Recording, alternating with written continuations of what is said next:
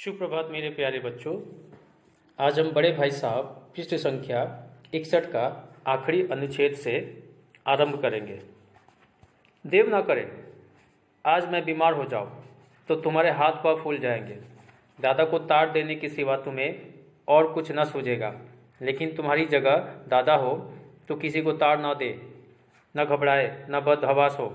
पहले खुद मर्ज पहचान का इलाज करेंगे, उसमें सफल न हुए तो किसी डॉक्टर को बुलाएंगे। बीमारी तो खैर बड़ी चीज़ है, हम तुम तो इतना भी नहीं जानते कि महीने भर का खर्च महीने भर कैसे चले। जो कुछ दादा भेजते हैं उसे हम 20-22 तक खर्च कर डालते हैं और फिर पैसे पैसे को मोहताज हो जाते हैं। नाश्ता बंद हो जाता है, धोबी और नाई से मुंह चुराने लगते हैं। लेकिन जितना आज हम और तुम खर्च कर रहे उसके आधे में दादा ने अपनी उम्र का बड़ा भाग इज्जत और नेकनामी के साथ निभाया है और कुटुंब का पालन किया है, जिसमें सब मिलकर 9 आदमी थे। अपने हेडमास्टर साहब को देखो, एमए है कि नहीं, और यहाँ के एमए नहीं ऑक्सफोर्ड के 1000 रुपया पाते हैं, लेकिन उनके घर का इंतजाम कौन करता है? उनकी बूढ़ी माँ। हेडमास्टर साहब की डिग्री यहाँ बेकार हो गई। पहले खुद घर का इंतजाम करते थे, खर्च पूरा न पड़ता, कर्जदार रहते थे। जब से उनकी माताजी ने प्रबंध अपने हाथ में लिया है, घर में लक्ष्मी आ गई है। तो भाईजान, यह गरुड़ दिल से निकाल डालो कि तुम मेरे समीप आ गए हो और अब स्वतंत्र हो। मेरे देखते तुम बेरा न चलने पाओगे। अगर तुम यो न मानोगे तो मैं थप्पड़ दिखाकर इसका प्रयोग भी कर सकता हूँ। मैं जानता हूँ तुम्हें मेरी बात जहर लग रही है। यहाँ बड़े भाई साहब छोटे भाई को समझाने का प्रयास कर रहे हैं और कह रहे हैं कि भगवान न करे अगर आज मैं बीमार पड़ जाऊँ तो तुम्हारे हाथ पांव फूलने लगेंगे, अर्थात तुम बहुत परेशान हो जाओगे और दादा को तार देने के सिवा तुम्हें और कोई रास्ता भी नहीं मिलेगा।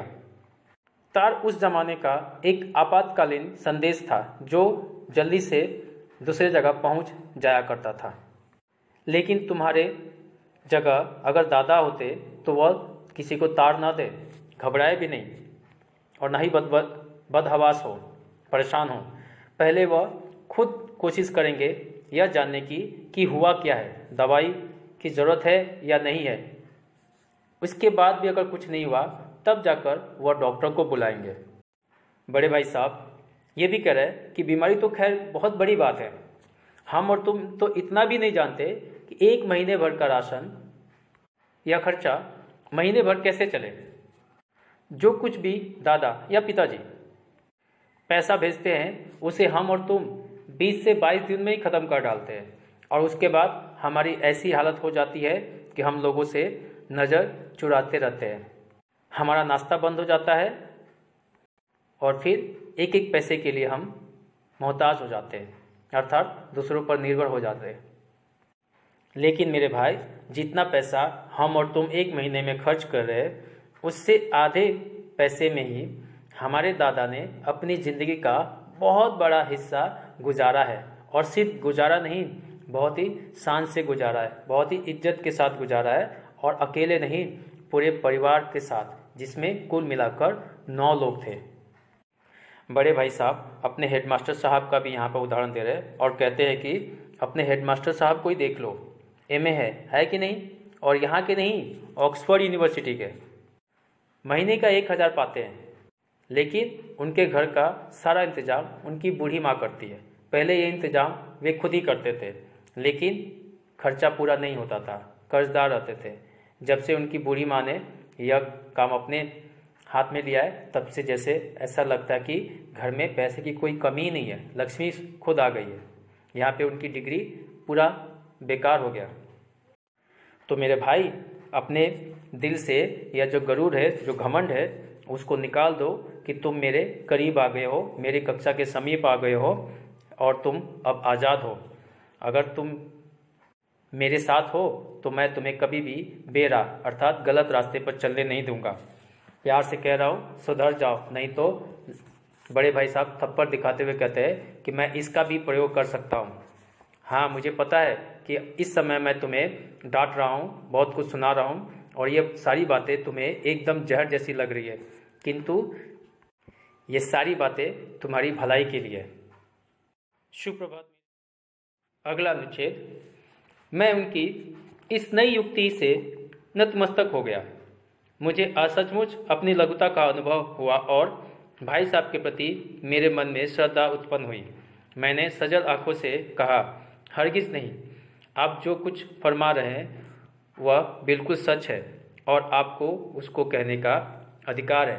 भाई साहब ने मुझे गले लगा लिया और बोले, मैं कनकवे उड़ाने को मना नहीं करता, मेरा भी जी ललचाता है, लेकिन क्या करूं, खुद बेराह चलूं तो तुम्हारी रक्षा कैसे करूं?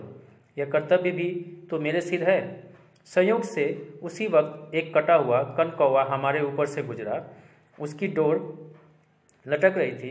लड़कों का एक गोल पीछे पीछे दौड़ा आता था। भाई साहब लंबे है ही उछलकर उसकी डोर पकड़ ली और बेतहाशा हॉस्टल की तरफ दौड़े। मैं पीछे पीछे दौड़ रहा था। बड़े भाई साहब की नसीहत सुनकर छोटा भाई उत्तर दे रहा है कि मैं आपकी हर एक बात को मानूंगा।